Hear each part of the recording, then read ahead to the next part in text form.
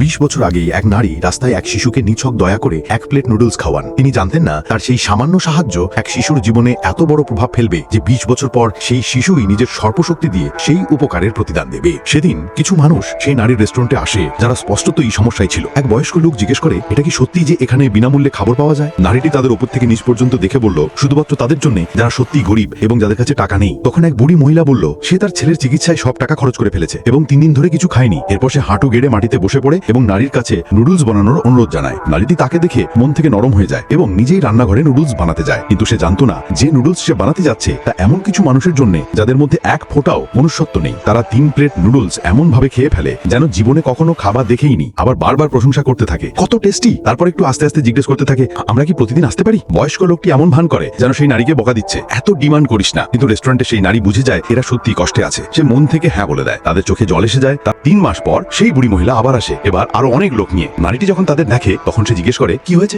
বুড়ি মহিলা বেশ অহংকার করে বলে, আমরা নুডলস খেতে এসেছি। নারীটি একটু ঘাবড়ে যায় এবং তাকে একপাশে নিয়ে গিয়ে বোঝাতে থাকে সে এতগুলো মানুষকে খাওয়াতে পারবে না। কিন্তু বুড়ি মহিলার তাতে কিছু যায় আসে না। সে বলে, যদি বোর্ডে লেখা থাকে ফ্রি খাবা তাহলে আমাদের সবারই অধিকার আছে খাবার। এখন সেই বয়স্ক লোক আর সহ্য করতে পারে না এবং সেই নারীকে চুপ থাকতে বলে। তখনই সেই নারী সবার সামনে আসল কারণ জানিয়ে দেয় যে তারা কেন এখানে এসেছে। 3 মাস আগে এক বড় কোম্পানির ম্যানেজার জানতে পারে যে এই রেস্টুরেন্টে চ্যারিটির জন্য একটা বড় ইনভেস্টমেন্ট আসতে যাচ্ছে। সেই পরিবারটিকে হায়ার করে যেন তারা এখানে এসে বিশৃঙ্খলা তৈরি করে। এমনকি তাদের একটা বিশেষ লিকুইডও পর্যন্ত দেওয়া হয়েছিল যা তাদের নুডলসের কড়াইয়ে মেশাতে হতো। কাজ শেষ হলে তাদের দেওয়া হতো $50,000। নারীটি না জেনেই রাজি হয়ে গিয়েছিল, কারণ সে জানতো না যে ব্যক্তি এই রেস্টুরেন্টে ইনভেস্ট করছে সেই শিশুই যাকে 20 বছর আগে এই নারী এক প্লেট নুডলস খাইয়ে জীবন রক্ষা করেছিল। সেই এক প্লেটই তার জীবন বাঁচায়। তারপর সে অনেক পরিশ্রম করে নিজেকে এত শক্তিশালী করে তোলে যে আজ সে একটা বড় কোম্পানির প্রেসিডেন্ট, যা স্টক মার্কেটে রেজিস্টার্ড। তার প্রথম কাজই ছিল সেই নারীকে খুঁজে বের করা যিনি তার জীবন বাঁচিয়েছিলেন। কিন্তু যখন সে তার অ্যাসিস্ট্যান্টকে জিজ্ঞেস করে তখন বলা হয় এই লোকদের মধ্যে সেই নারী নেই। তখন প্রেসিডেন্ট নিজেই সব রেকর্ড চেক করে যাতে তাকে খুঁজে পেতে পারে। অন্যদিকে আসল নারীটিকে বাকি লোকজন প্রকাশ্যে হেনস্থা করতে থাকে। তাকে দোষারোপ করা হয় সে চ্যারিটির নামে লোক ঠকাচ্ছে। কোনো উপায় না দেখে নারীটি আবার কিচেনে যায় নুডলস বানাতে, কারণ সে একা ছিল। এই সুযোগে